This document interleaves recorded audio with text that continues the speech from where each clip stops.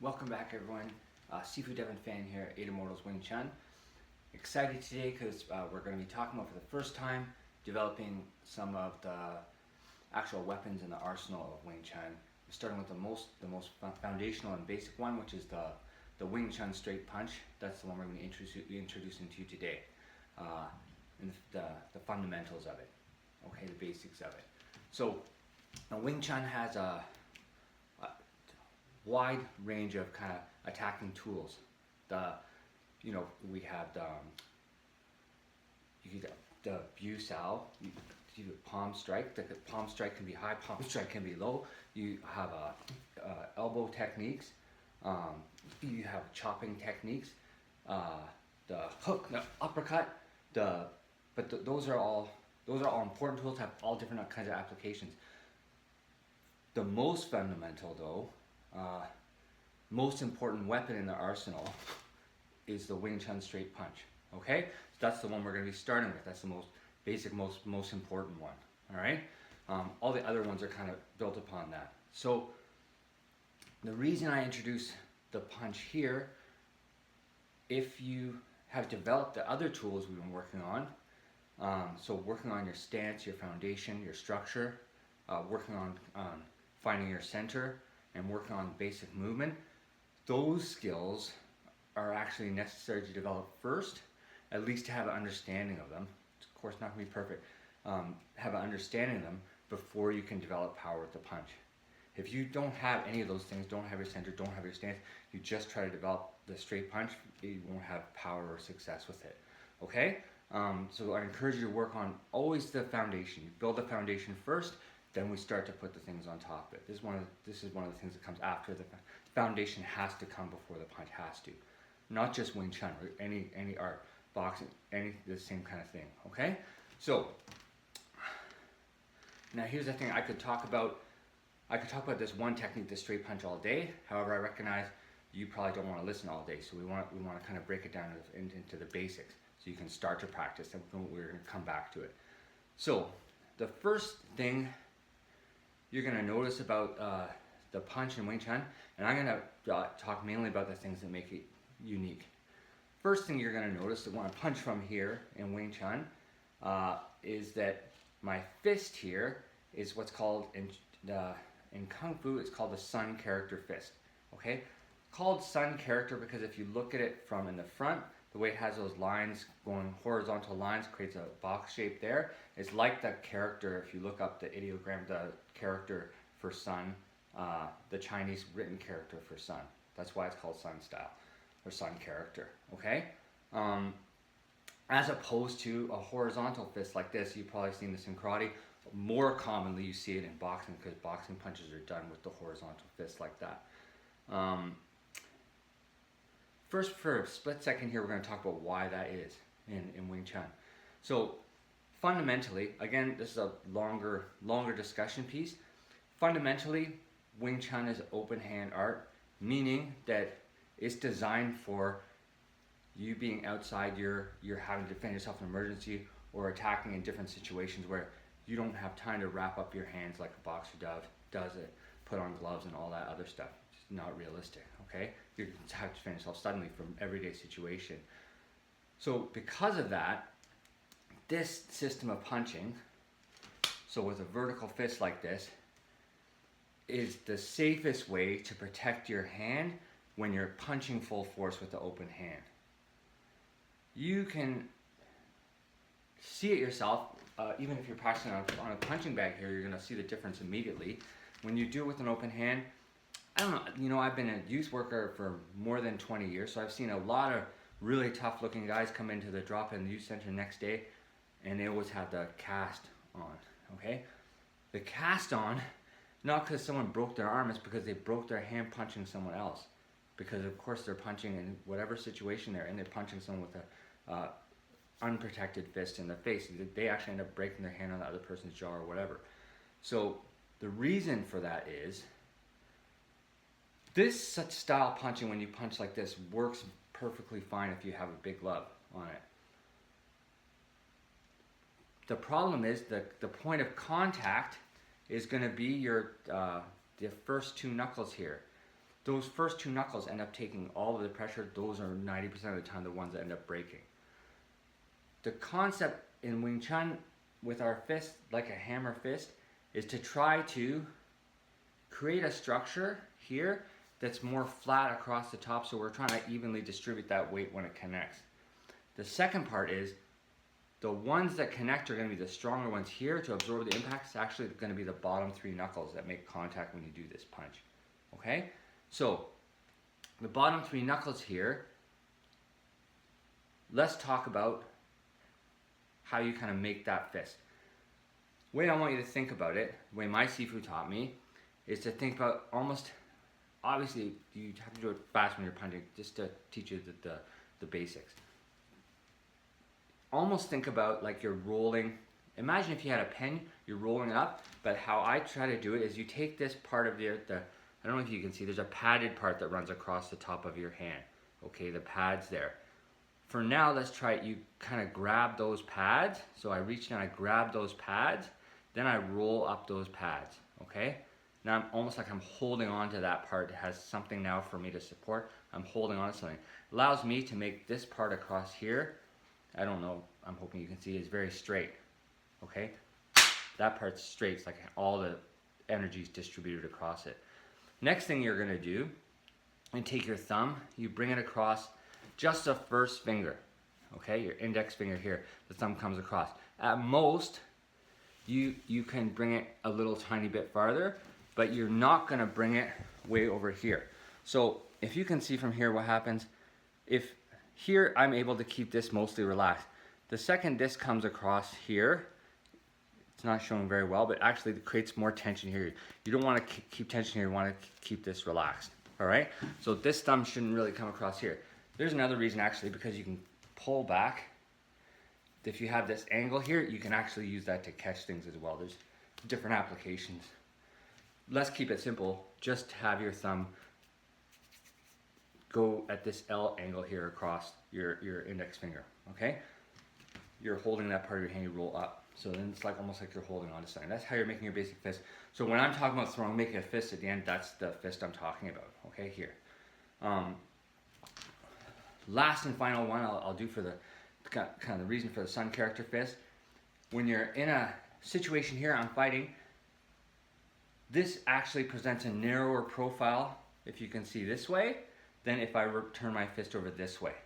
So that means when I'm trying to come in and hit through something, cut through something, it's easier for me to cut through with this fist than it is here. Why does not make a difference for boxers? Because they have a big giant glove on anyway, so this way does not make a big difference, okay?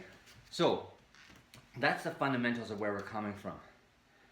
The power in this punch, when you the first time you are gonna learn it in the forms here, whether it's Sunam Tao, Chum Kyu, they come from this position here, and it's gonna teach you to come through the center here first, so bring to your center, and then strike out from here, okay? We're gonna Sunam Tao, that form's gonna be for another time. However, that's gonna teach you some of the basic power generation. In Wing Chun, we use kind of there's unseen muscles that are back here. You develop, they're just for Kung Fu from behind your elbow to kind of throw from that position. They're really important to develop those muscles. You develop them in the Sunam Tao mainly, and Chi Sao, but because sometimes I'm not able, ideally in a punching situation, I'm actually throwing all my forward energy, my body into the punch. Sometimes you're not able to do so. Sometimes I may be fighting from a position where actually I'm kind of rooted in one place. I'm in my stance here. Incoming in, I have to be able to explode from there, okay? In that case, I'm still using my whole body. We talk about finding your center and developing that energy here. So you're almost like bring the energy to a point. It's like a supernova, explodes. That's what creates the energy for the punch, okay? But I may not be able to move or step forward with it. Ideally is you can step into the punch, all right?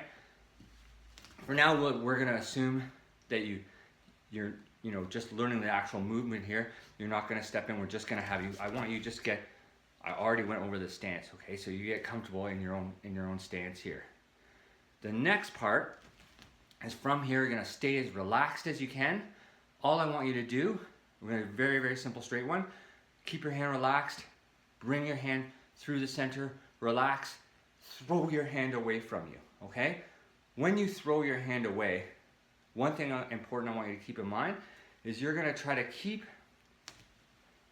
your elbow here, okay, is gonna be not totally straight like this, okay? You keep it just almost straight, but it should be relaxed at the end there. So when I fully extend my punch, fully extended means extended here, never locking your elbow, okay? First of all, you did damage your elbow terribly if you snap it like that. Second of all, you put yourself in an automatic position where anytime you give someone a straight joint, they're gonna take advantage of it. Don't straighten them in Kung Fu. You just don't straighten the joints. In Wing Chun, so you don't straighten the joints like that, okay? Regardless of how extended the technique looks, I'm not fully hyperextending my elbow. So that's the first part, is just to learn the throw away. So many people, I myself, you know, spent so much time researching punching power, etc., looking at all kinds of different disciplines. So many people are really trying to focus on using muscular strength to throw their punch forward. When you try to do that, you try to engage the big muscles here. Actually, the strength of the punch, it comes from the ground. It's gonna come all the way through your stance, all the way through your spine, your body. All this energy is what throws that punch away, okay? That energy from exploding from your center, this energy, where you develop this energy and explodes, that's what the punch comes from. You try to use your muscles, what's gonna happen is this. Here's the exact analogy, okay? You have a cannon, you're the cannon. You're shooting your cannonball from the cannon. Only thing your muscles are gonna do at that point, it's like putting a net over the cannonball. It's gonna hold it back from developing velocity, from going where you want it to go, okay? Once you use this explosive power, you set that in motion, anything you try to do from there is just holding it back. You have to let the punch go, let the cannonball go. Then it will fly fast, okay? Where, if you want to maintain this analogy, the explosion is just like the gunpowder. You're the gunpowder at the back of the cannon. The cannon is the structure here, okay? So you're the cannon. This explosion of energy is what's going to send this cannonball out. Boom, the cannonball goes out. You let that cannonball go. The only reason it's stopping is because it's hitting your opponent, okay? Or if your opponent's not there, you're going to relax there so that you don't hurt yourself when you come to the end. You make sure the stage doesn't totally extend, okay? You have to relax at the very end, especially if you miss something. So how do you throw it away? When you first develop that energy, when you first throw this away, you keep it relaxed. You have to completely relax, okay? Not just Kung Fu, actually. Not just me talking about it, it's punching power in general. So Muhammad Ali always said, who's the greatest puncher of all time practically, that he talked about is fluid. The whole secret to punching power is relaxation is the secret, okay? Obviously not just like a noodle. It comes from a place of power, just like the cannon, but you have to be relaxed for it to be able to travel fast. I always try to think to myself, when I explode here, you throw your fist away from you. Not holding on, trying to create tension like this. That's pushing power, it's not explosive power. This has to come from an explosive place, okay? As you're kind of doing this, you practice throwing your punch here.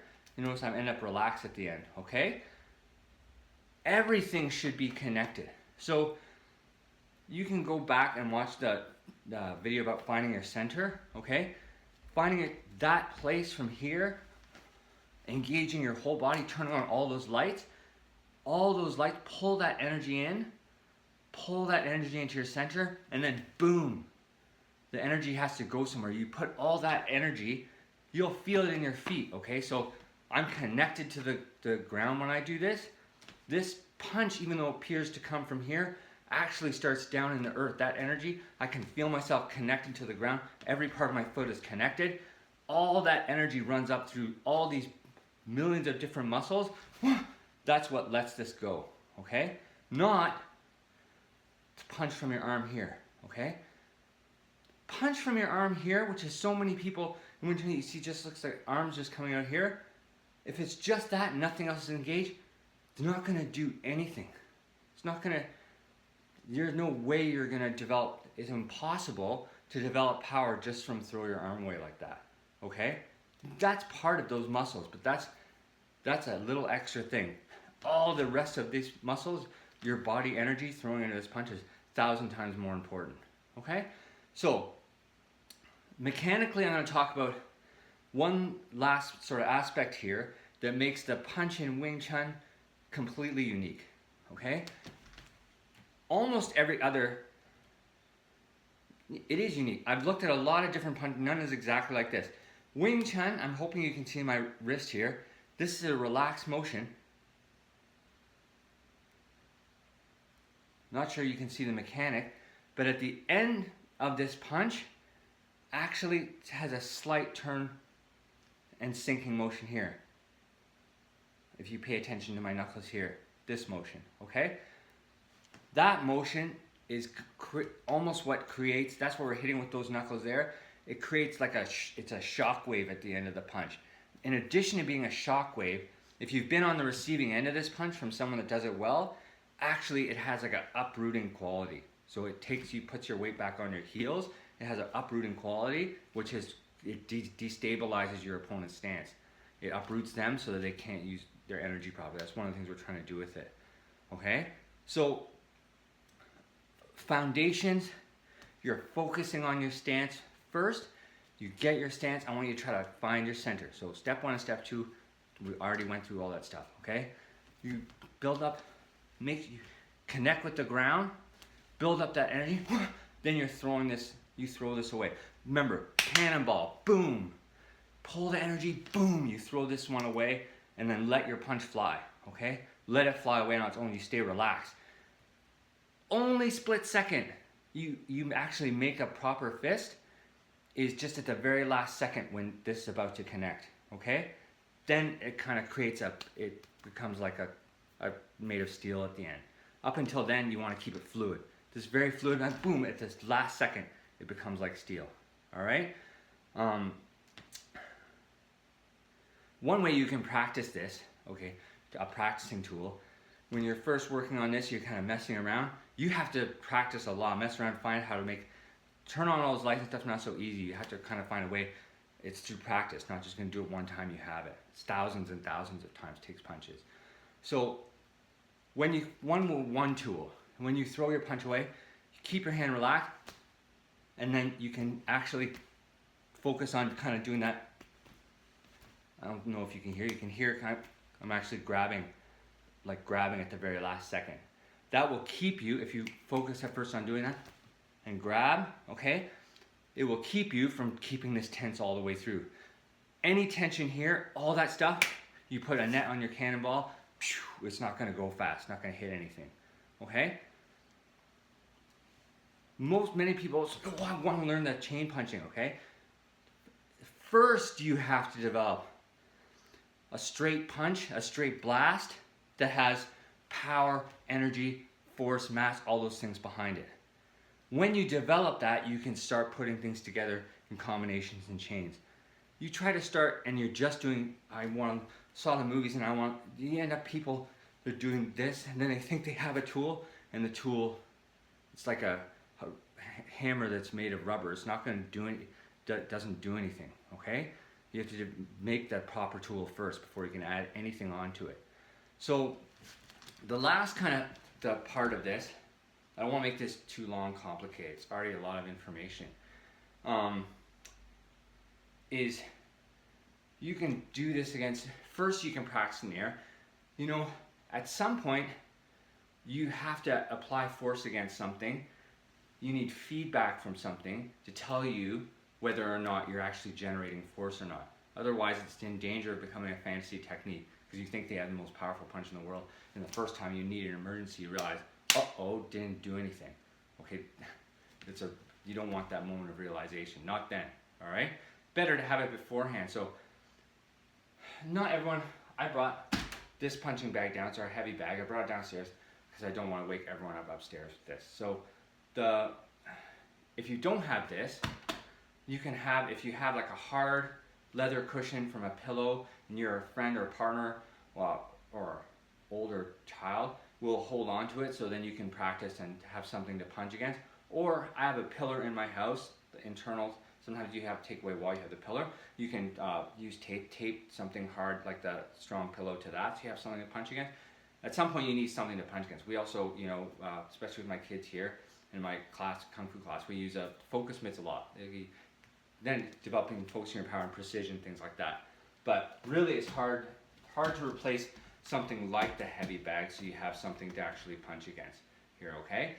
When you have a target like this that you can work on, then you can close in, you can practice applying that from different places.